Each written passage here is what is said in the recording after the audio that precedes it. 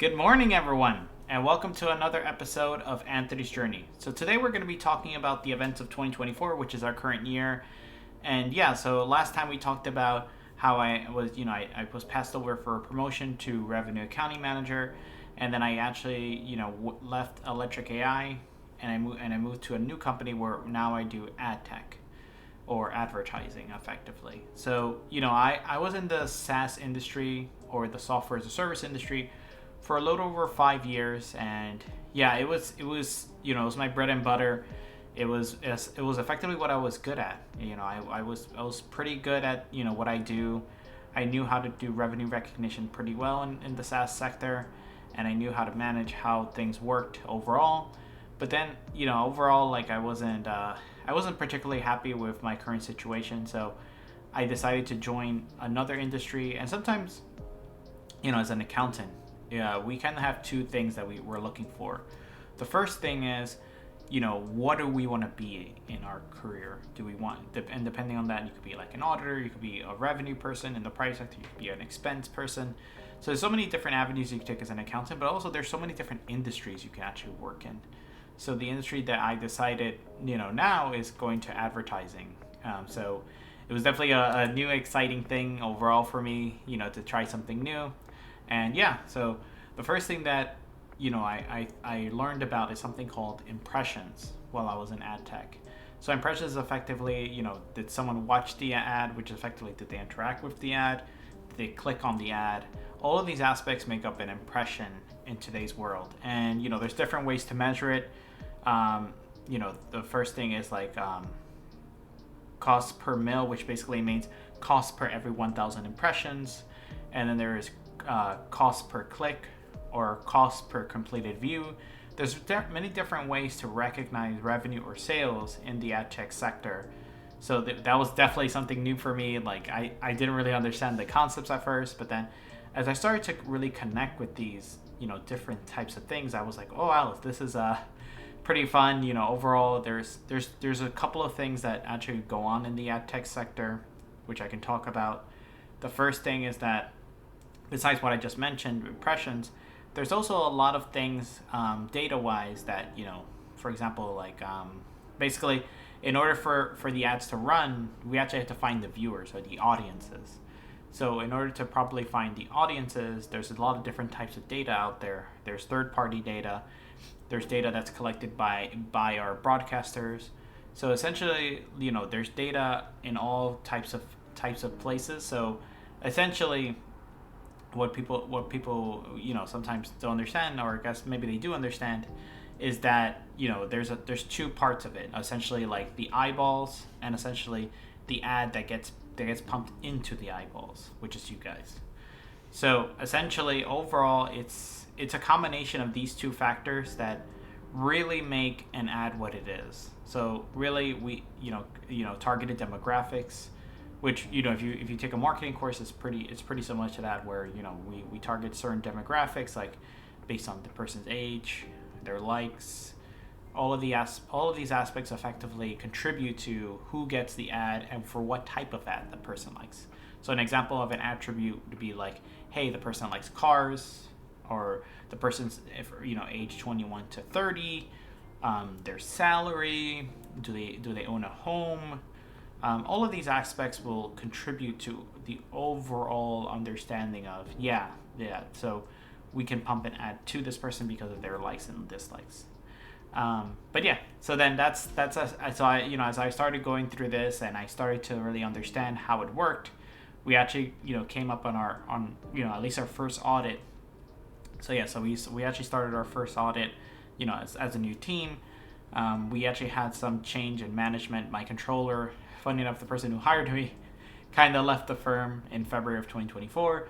So essentially, I was kind of back to, it's funny, I keep losing my controllers, my directors essentially, and so we lost him, and then he went to another opportunity, and so essentially we had like a leaner team. We lost one team member, and our team wasn't that big to begin with, to be honest. We only have maybe 5 people in the entire team, at least at the time. So it's not a very big accounting team, and I feel like that's kind of like the industry standards nowadays. I feel like accounting teams have become a lot leaner than they used to be. It could be because of like technology, or it could be because of like just the lack of accountants that there are in the industry. So I just feel like, yeah, teams are a lot leaner than what I remember. I feel like back then teams were probably like 9, 10, even 11, 12 people. Now if you find a team that's more than 5 people, that's actually like a lot, in my opinion. So yeah, so as we started to go through our audit, I started to really understand how revenue was recognized, the different terminologies that are in the ad tech industry, and overall, understanding like the workflows and the ins and outs of it. So overall, I was having a great time. I was learning a lot, and I was and I still am learning a lot. No matter how much I think I know, there's always something new that kind of pops up, new vendors that pop up, new types of data that pops up, new types of revenue recognition, new types of clients that are very much more complex. So it's a really great feeling overall. Like I genuinely enjoy just learning about things and really keeping things fresh more than anything. I think that's important when you're in your career, making sure that you keep things fresh, because if you get bored, it's okay. So it's funny, I read once that like it's okay to be bored and be good at what you do, but then being bored for too long can probably make you lose interest in it, and then cause you to not work as hard, is what I feel. So yeah, that's my 2 cents on this aspect. So yeah, so it's important to kind of like mix things up and really understand that, like, hey, is this really what you want to do for the rest of your life or your rest of your career, and really chase after what you're looking for. Hello everyone, my name is Anthony and I'm the host of TheLostSanctuary.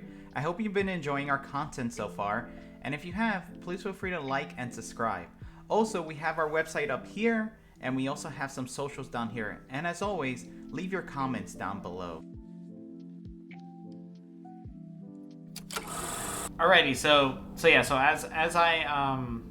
as I started to get a lot more established in my role, I started to think about what else do I want to do with my life. I've had this dream where I've always wanted to start like a life coaching business. So I've wanted to help people really reach their potential. I know that the world is in a different state than when I entered it. Whether it's the workforce, whether it's buying a home, all of these aspects have changed so drastically after COVID. So I did want to give people hope, try to give people kind of a roadmap of where they want to be in life, and kind of give them the steps that they need to start taking action and start building themselves. So what I ended up thinking about was like, hey, maybe it's time for me, instead of constantly buying investment homes, maybe it's time for me to actually buy my own place and really start my own journey. And yeah, so what I did was is around June of 2024, I was working, I was effectively trying to keep up with my own work, but also trying to close on a house. So I was looking at a few areas. I was looking at Jersey City, I was looking at main New Jersey City, to be honest. And then funny enough, we actually had some, we were looking at properties in Jersey City, kind of on our own, and then we actually took an Uber, funny enough, and the person who was in the Uber was actually a real estate agent, funny enough. It was like one of his side gigs. He had like a bazillion side gigs, to be honest. So yeah, he told me he was a real estate agent, and we weren't really having a lot of luck, finding places with our current real estate agent. So we actually, we took a chance with him, and yeah, he actually told us like, hey, there's Jersey City, but there's also another place called Bayonne. So we were like, I've never even heard of Bayonne, to be honest, like before this. So we actually started to explore some houses in Bayonne, and the prices were a lot more reasonable than Jersey City, and overall the area looked nice. So we fell in love with Bayonne, and but none of the houses kind of called out to us, in all honesty. So we actually went through 4 weeks of like looking for houses, and then we actually found the house. Like we found the house that I live in currently, and it was it was love at first sight, if you want to call it that. And yeah, we really liked the house. The price tag was a little bit kind of steep, but we kind of buckled up and said like, hey, this is going to be the place. And yeah, so I actually pulled the trigger. I bought the house in June of 2024. And then shortly after, I established the Lost Sanctuary, our life coaching business, because I wanted to really not just provide hope for people, but really show that there's more to life than just working in the corporate world. Sometimes it's good to explore things that you truly enjoy, and what I truly enjoy is helping others and really helping build them up as much as I can. I hope that one day we continue to build the Lost Sanctuary more and more. But this is our first year in business, so yeah, we're definitely going to continue to help others as much as we can and continue to build others, because that's what the future holds. Like, you guys are the future. There's going to be a time where I won't be around. Most of our generation won't be around in the future, so we have to build the future. The future generations, in order to continue to prosper and continue to build upon the skills that are needed, not just to do your career right, but also to survive in life. I think those are aspects that sometimes are overlooked. Sometimes mental health is overlooked, sometimes your stress is overlooked. So it's important to really understand that it's not just all about the work. It's time. Sometimes you need to connect with family. Sometimes you need to build yourself. Sometimes you need to continue to push your limits, and that's most important than anything.